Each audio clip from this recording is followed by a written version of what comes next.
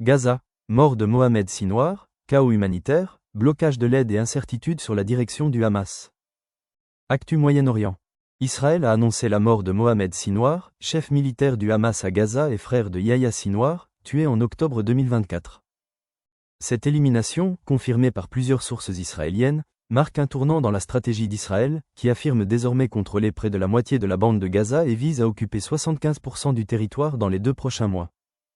Sur le terrain, la situation humanitaire reste désespérée.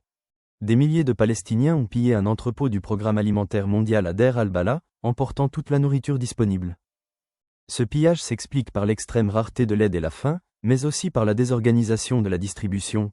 L'ONU, confrontée à l'insécurité, à la destruction des routes et à la multiplication des points de contrôle, ne parvient pas toujours à acheminer l'aide depuis ses entrepôts jusqu'aux populations, même lorsque la nourriture est présente dans Gaza.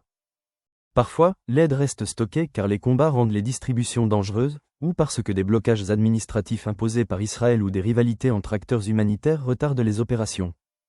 Le nouveau système de distribution, soutenu par Israël et les États-Unis, contourne le Hamas et s'appuie sur des hubs logistiques, mais il est critiqué par le Hamas et l'ONU, qui dénoncent un mécanisme visant à marginaliser les agences onusiennes et à renforcer le contrôle israélien sur la population.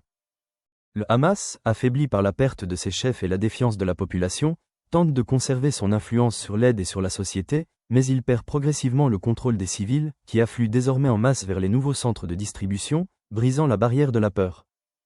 Le mouvement, qui n'a pas encore officiellement nommé de successeur à Mohamed Sinwar, pourrait confier la direction militaire à Izz al-Din Haddad, responsable des opérations dans le nord de Gaza.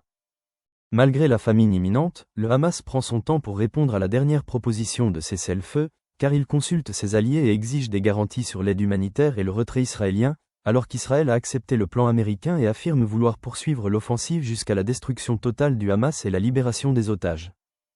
Sur le plan diplomatique, Israël se retrouve de plus en plus isolé, avec des ruptures de coopération institutionnelle et des appels européens à durcir la position collective contre le gouvernement israélien si la situation humanitaire ne s'améliore pas rapidement. La pression internationale s'accentue, mais la population civile paye le prix de ce blocage, alors que la guerre entre dans son 600e jour et que l'espoir d'une solution durable reste fragile. Commentez ci-dessous.